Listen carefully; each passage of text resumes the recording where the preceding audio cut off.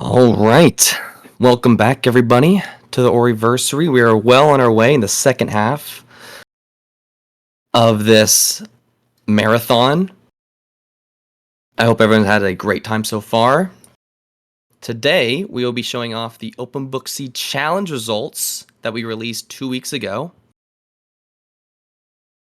Now, what is an OpenBookC challenge? That is the main question. I'm here with Muffin, of course, who's been quite the commentary guru today. How you doing, Muffin? Clean, thank you so much. Yeah, it's been a lot of fun, really, just celebrating these amazing two games and all the different ways that we have of like speedrunning.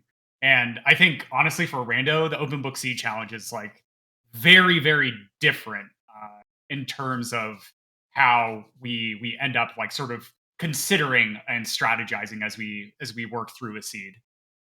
Yeah, so essentially an OpenBookC challenge is like any normal BF rando. You have a seed, you want to get the best time possible.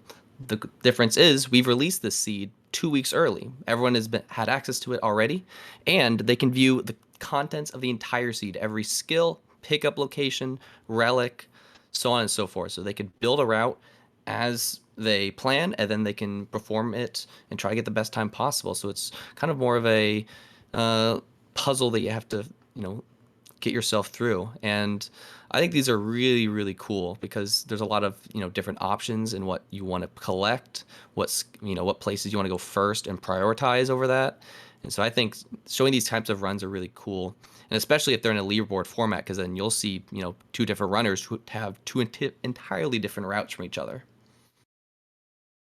Yeah, it's amazing, and like I've done a lot of coaching because I am sort of one of the top Ori blind forest rando runners, and so I've done a lot of work with like theory crafting and sort of strategizing exactly how to optimally route as you're going through a random seed. And so the open book seed challenge kind of like takes that a step further, where you actually get all of the information up front, as Cleanfel mentioned. So like what is optimal, and in all honesty, it's an incredibly complicated thing, and it's different for every single seed that you actually end up routing with a challenge such as this. And just to put this in perspective, like my fastest ever time in World Tour 11 was a 28-minute run, and this one had the potential of getting I believe, a sub 19. This one in particular, I only did this for about like 2 to 3 days instead of the full 2 weeks because I was just super busy and with a GDQ submission week.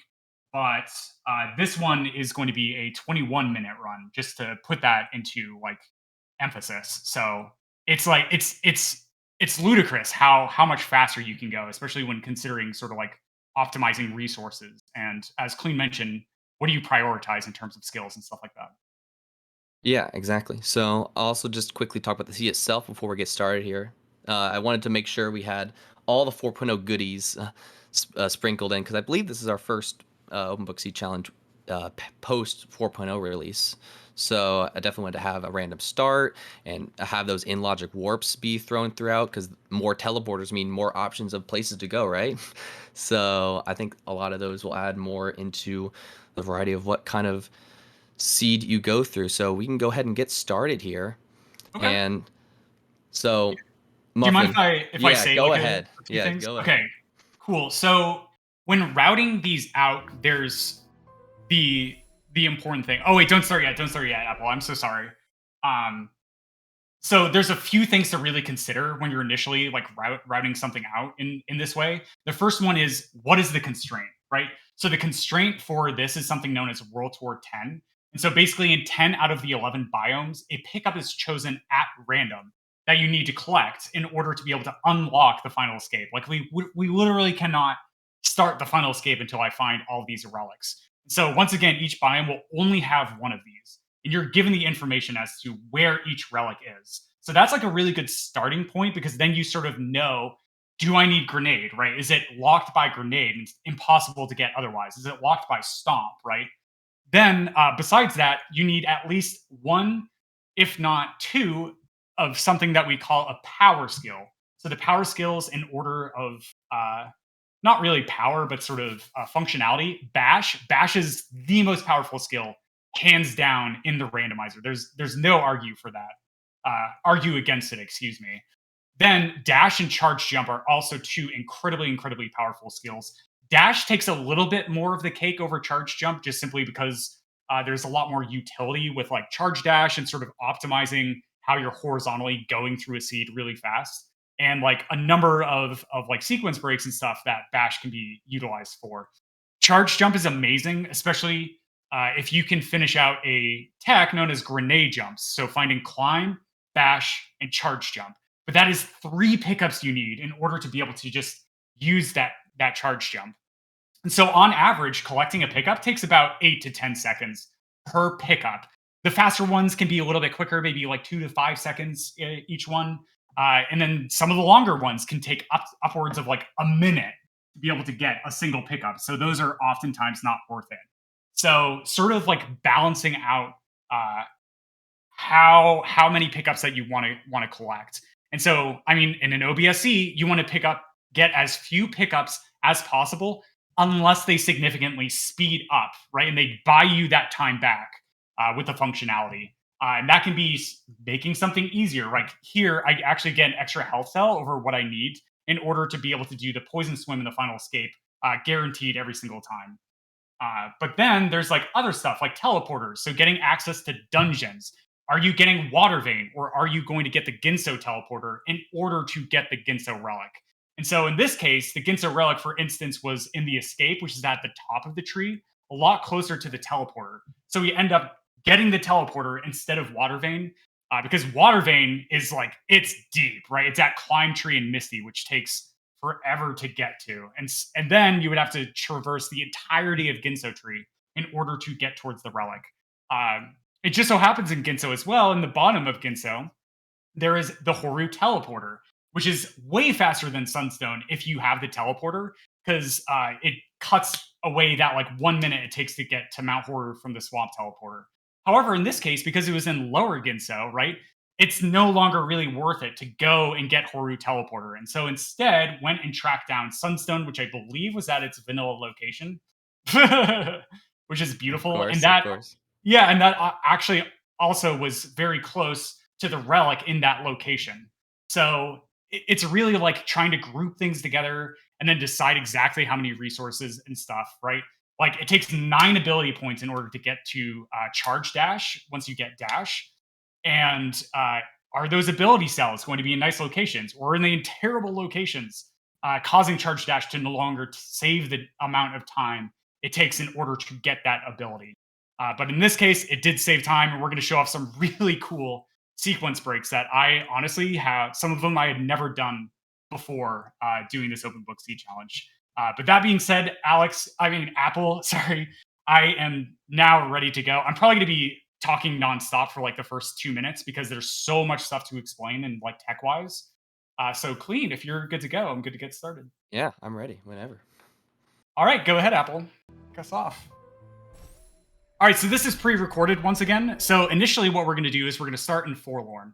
And so in Forlorn, it's going to be Bash and a teleporter in order to get through. So here I'm setting my mouse cursor up in a specific spot so that I can just start setting up this menu storage here, allowing me to do a single pause float, which is going to save a little bit of time instead of equipping the orb. Then standing on the energy crystal is going to cause the orb to actually drop a little bit faster. And then here, instead of wrapping around and then jumping back down, we're going to be able to just jump, grab the pickup, and then miss the 3 damage spikes. Then falling through here, we actually end up getting the relic.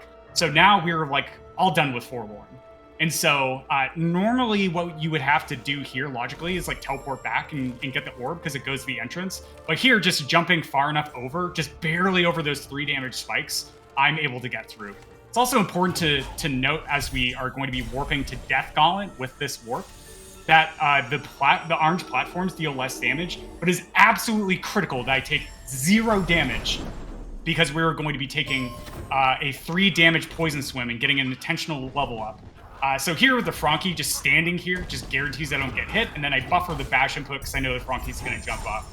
Then, because we have grenade, we can now move over And then aiming slightly down on that front key causes it to stand up a split second earlier. So I'm just constantly thinking about all these optimizations. Then here, jumping through the flower is going to collect the 50 experience. I take 1 damage from the water, and then I level up, refilling that health, bringing me back down to 1 HP, right? I need 4 HP, and I skipped the health cell in Forlorn, so I couldn't get that. But that getting us Valley TP is very good.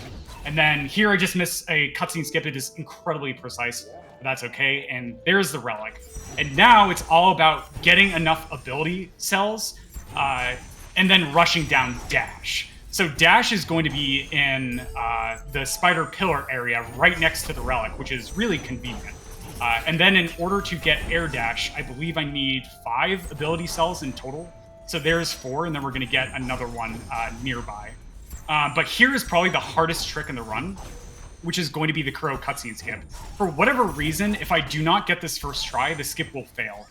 So here, I have to be very, very on top of it, getting into position perfectly, and then bashing over. I cannot stress enough, 4 out of 5 attempts, I would miss that skip. Because there's just something weird. The state for that skip is just really, really bizarre and just like doesn't make sense. So next, using grenade bash at specific times is going to allow me to traverse horizontally ever so faster. But here is going to be dash, and we have the 5 ability points to be able to get up to air dash as we are going to go into Glades. And so there, oh, that turnaround, that is so good. Like hitting that lantern mid-air is just so incredibly precise and difficult to do. So nailing that felt good. Up here is going to be a keystone, and it seems like it might be kind of slow to get, but it is just going to be in a really convenient spot. Then starting a save anywhere is going to allow me to start leveling up abilities now as I'm going over, instead of like trying to click through all the way to air dash for this cutscene skip that we're going to be doing up here. So here, double bashing this shot, I accidentally started that bash a little bit sooner, so I decided to throw in 1 additional bash, losing me about like 1/3 of a second or so, maybe a little bit less. But now that we have skipped that cutscene, we have air dash. Just watch this, right? Canceling out the max distance of bash by air dashing is going to allow me to fall and land on the ground sooner. So I can only bash off of a grenade if I am completely stationary. Then grabbing a keystone there because it's faster, skipping that pickup because I want to save a split second and it's not a pickup that I want to collect anyways. And then throwing a grenade, bash off the slime, bash off the grenade, double bash the front key twice, thrice, and then attacking it as I'm going up in order to get it out of my way, saving a number of split seconds. Oh boy. Okay. I mean, yeah, that's the thing, right? Like, unlike normal rando where you go through a race and you like say, oh, check this one, you know. Unlike that, you know, every single pickup that Muffin collects here has been specifically thought of like, do I want this one? Do I want to go grab this? Like, so every single pickup is intentional that Muffin gets, and you know, that's why I kind of just love seeing like OBSC challenges like this and what people decide is, you know, valuable to them. You know, grabbing certain ability cells, certain keystones, and map stones as well. I think there's a skill glides actually on a map stone in this seed. I think it's map 4. Yeah. So that's another interesting thing. Do you go for the 4 map stones to get glide to save yourself a little bit of trouble and sorrow? So kind of those things just add up, and it's so cool to see everyone's kind of different perspectives on what they value, you know, skills with different weights and stuff like that. Yeah. So that was a really cool dash ramp where you normally can't jump that gap with just a normal jump, but using a dash allows me to get a little bit higher. And then that cycle there is so tight, and it's like very, very particular, and I was able to get it. I thought I missed it, but I was able to get the shot just like a frame before it touched the wall. But now we're just going to head over to Blackroot Burrows because it has a relic. But you saw that I picked up a Mega Health as well, and it's all for this part right here. The fish is in the same spot every single time, but then I'm just going to be double bashing it, and that just guarantees that I have barely enough health. And then killing that slime to get out of the way gets me 1 additional dash, right? Because like grenade bash movement is good, but it's not as fast, nearly as dashing through. But yeah, so there's Ginso Teleporter, and that is like an interesting thing. It's like just so close to where we want to go in Blackroot Burrows. And that energy cell, right? Like it's very specific exactly how many energy cells I have. But as you can see, like all the EXP pickups and everything just gave me the perfect number for ability cells there. So I can spend 2 on that ability that causes your saves to heal 2 health each time. But more importantly is we're going to be able to get charge dash in our 2 cutscene skips that we're going to be doing here. So there, that grenade throw is like really tight. I ended up missing it a few times, but that's okay. That's okay. And yeah, so that is an ability cell right there above Ori. But we actually end up skipping that because you have to like wait for the orb to catch up and drop. And so the extra ability point was not actually useful for speeding up. So we just skipped it, right? And we're going to get ability cells a little bit elsewhere. Because we're going to be doing tricks that are going to be known as zombie Oris, as well as various cutscene skips, by spending ability points for the rest of the seed after we get Charge Dash. And yeah, so I think something fascinating here as well is that it's very easy to stack cutscenes in order to activate the stream, do blind movement, but it doesn't actually save time. And there's stuff like additional keystones and stuff like that. And so I think this was a major sort of turning point for me in the routing, and why I decided to not go to lower Ginso for Horu Teleporter and charge jump for grenade jumps is just simply because you need 8 additional keystones, right? In order to do that. In order to open up 2 key doors, right? And that's 8 to 10 seconds every single time you want to collect a keystone, right? So that would be like an additional, that's like over a minute of additional pickups to grab, which significantly like slows you down in like the optimal routing and stuff like that. So the minute that Horu Teleporter would potentially save, and like charge jump for grenade jumps could potentially save, just really actually did not end up saving the amount of time specifically. And there, I'm also like skipping an additional ability cell that would give me some comfort with like going up to quad jump, for instance, after I get double jump. And then here, just very particular laser cycles. I just have all of these mapped out with exactly going through, and I'm just skipping even more cells that are just over there.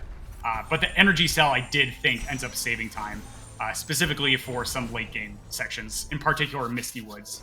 Being on 4 energy was incredibly important for that section. Yeah, there's like a lot of like milestones in for resources, like both health and energy. You know, you need a certain number, 5 for a final escape. Well, if you get a good kind of cycle on the fish, right, stuff like that. So that all those are kind of barriers that Muffin needs to chalk off the list that of his in his mental brain before deciding, okay, now everything's good to go. And so now you got climb, and now you're in Lost Grove. What a fun little area. Yeah, exactly. So here I actually get something known as climb storage. So I have to let go of the wall and then repress it. And that climb storage is consistent on my computer. It happens every single time I dash into that wall. And so that's like a really funny thing, where if you have climb storage, you can't bash off of like grenades that you get. And there's the very final keystone that we actually will be collecting for the entire run. Like, it is absolutely specifically routed out perfectly.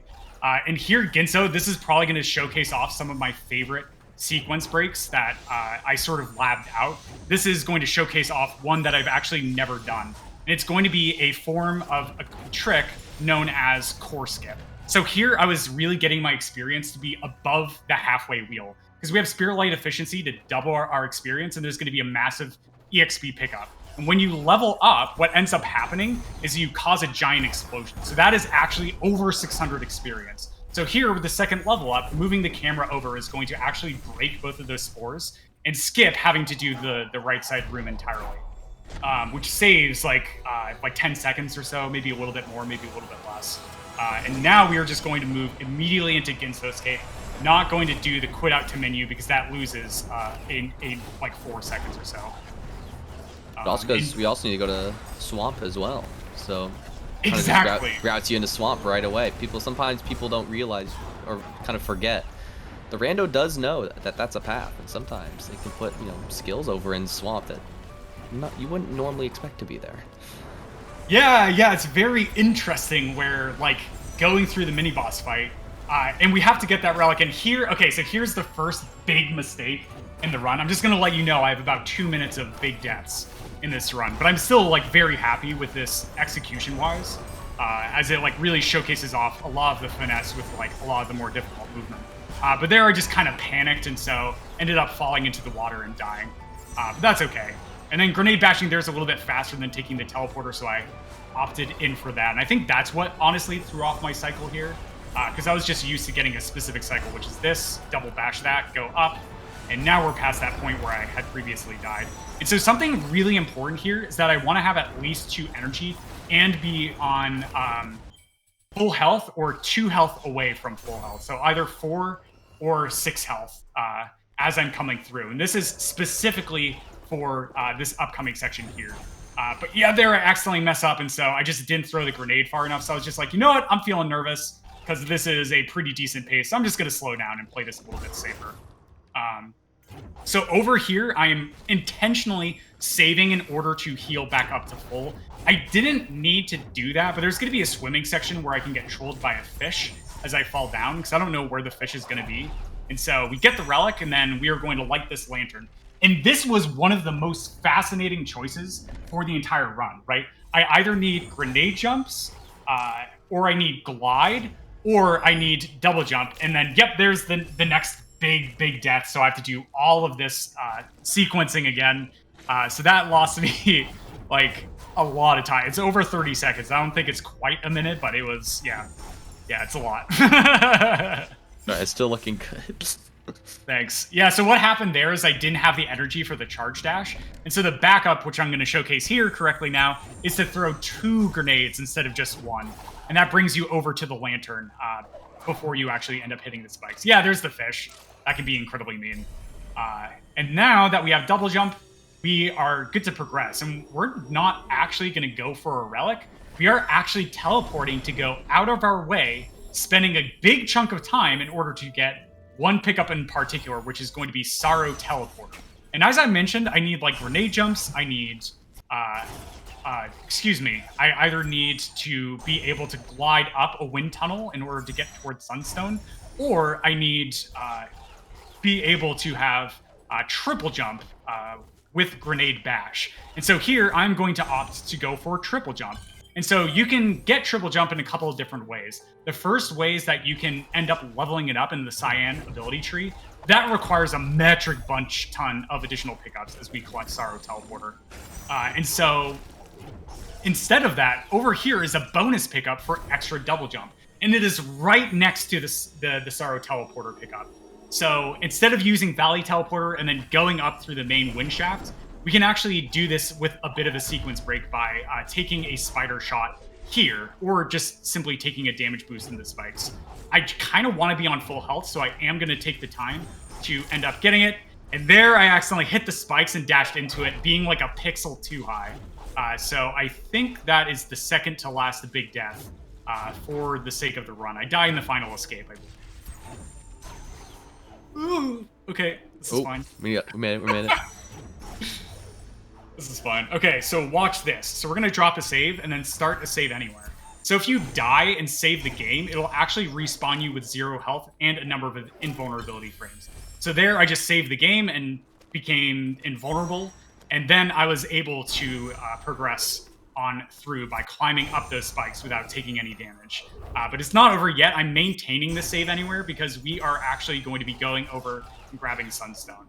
And so here we have 3 ability cells. One of these is actually for safety. I don't need this many ability points to finish out the run, but it's like just in case I accidentally leveled up an ability when I didn't intend to, or I accidentally spent 2 ability points instead of 1 for these specific saves. But yep, there is Sunstone. It's going to be the final dungeon key in the run, and now we are going to be doing some really awesome charge dash movement and doing a really cool sequence break here in order to be able to collect the relic in Sorrow specifically.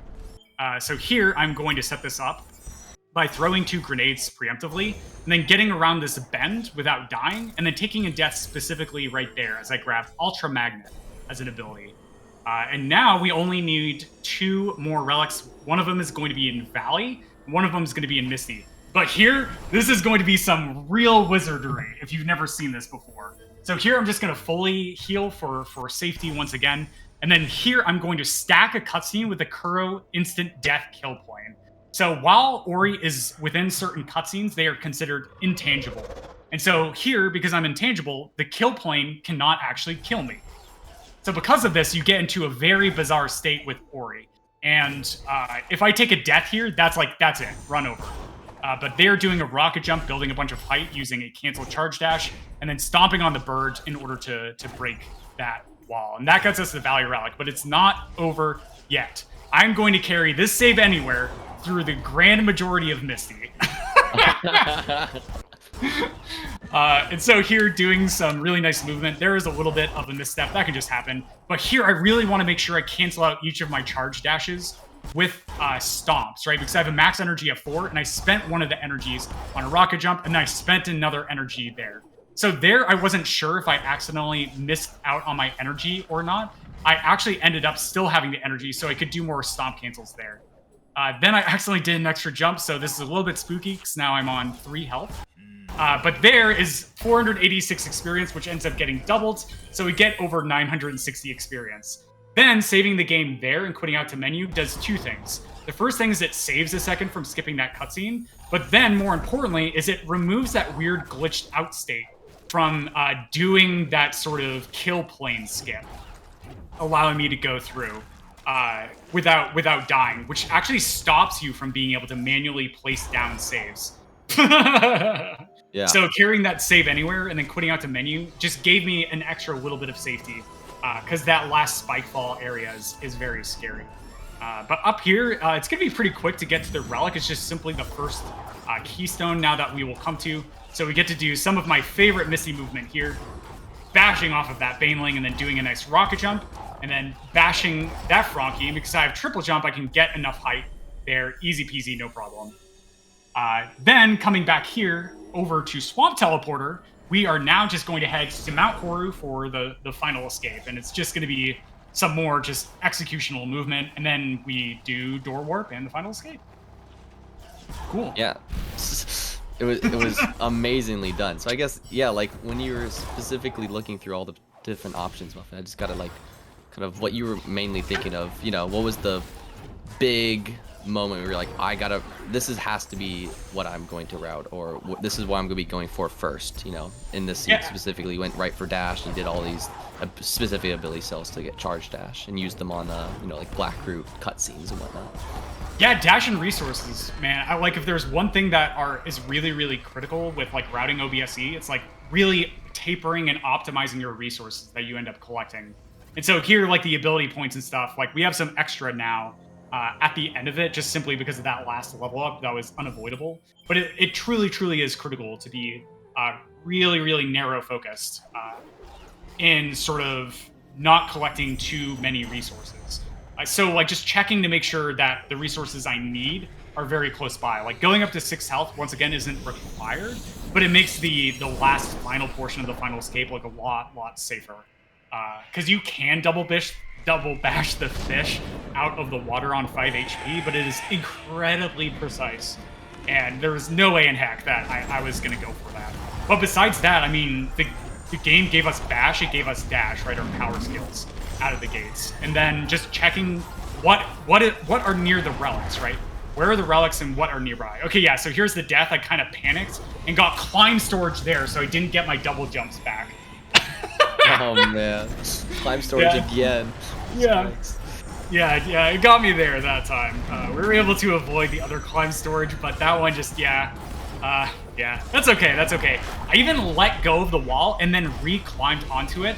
So not only did I get climb storage, I got climb storage 2 times in a row. Oh, it was terrible, God, dude. But yeah, that was fine. That's fine.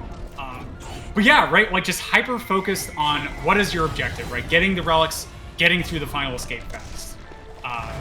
And here, probably, I think if I were to point to the most fascinating routing aspect for me, it would be Ginso, right? Deciding whether or not I was going to go to lower Ginso and get grenade jumps and Horu Teleporter, or if I was going to go through. Because grenade jumps save over 30 seconds if you get them first try, and then Horu Teleporter is going to save another like 30 plus seconds over getting Sunstone and going from Swamp Teleporter. It just so happened that getting Swamp Teleporter was really, really fast. And so I made the gut instinct. And who knows, maybe the Horu Teleporter and the grenade jumps are actually optimal. But this was just a million times easier to execute and just guaranteed that I didn't need to collect the 8 additional keystones, which would have sort of leveled out with the amount of time that Horu Teleporter and Charge Jump would have saved, which is really, really cool, and I think probably the most fascinating routing decision that I made. Yeah, and I think that's cool because, like, you know, You could see another runner who does the exact opposite, gets the Horde TV and the charge jump, and has a much different route. Maybe, depending on what teleporters they choose to go to first, because we had a lot of teleporters to us. We had in Yeah. logic ones and just basically everywhere, left side, right side, anywhere. So I think that's some kind of stuff is really cool as well. And a seed gets open really quickly, and people Yeah. decide, which location should I prioritize first? Is there a specific order that's actually best than all the others? Yeah, precisely. And I think you vetted the seed, right? I think we were talking about this Yes, before. I did vet this seed. Yeah, it's awesome. Great job, man. This was like really fun to do. It's been like over half a year since I've done an open book seed challenge, and so this was a lot of fun to come back to and show off my stuff. Yeah, So thank you so much for having me on. no, yeah, no problem. These OBSC challenges, I love them. I love to do more of them. So I'm, maybe in the potential future we'll see more, maybe different goal mode settings. But yeah, just the whole puzzle behind the randomizer is just always really cool to just look at and see what people are going through. We should do like a blackout bingo. I think that's one I haven't done yet. I think that would be really fascinating. All right, we might mark that down. We'll put that somewhere. But yeah, that was it for our open book seed challenge for the Oriversary. Thank you so much again, Muffin. Everyone else who submitted a run also just checked out the seed. And everyone for watching. We appreciate you on this grand Oriversary marathon. Thank you, Apple, for our restream. Actually give a really quick shout out. Sorry about that. I just totally forgot to shout them out. Shout outs to Oshi. Oshi was just like hanging out my stream and like looking in logic like behind the scenes at the seed and like told me where the bonus pickups are, because those don't actually show up in the spoiler itself, and I didn't feel like 100%ing the seed to route it. So thank you, Oshi, wherever you are, my friend. Appreciate you. And yeah, thank you, Apple, as well, for restreaming, and Clean for having me on, and the Ori community. I love you guys. Yeah, well, thank you for watching. Go ahead and, maybe take a quick break, stretch, bathroom, refill on drinks, water, whatnot. We'll be back in just about a 5-minute break with some Will of the Wisp trials run by OG and a few friends. So stay tuned for then. Until then, thank you guys so much.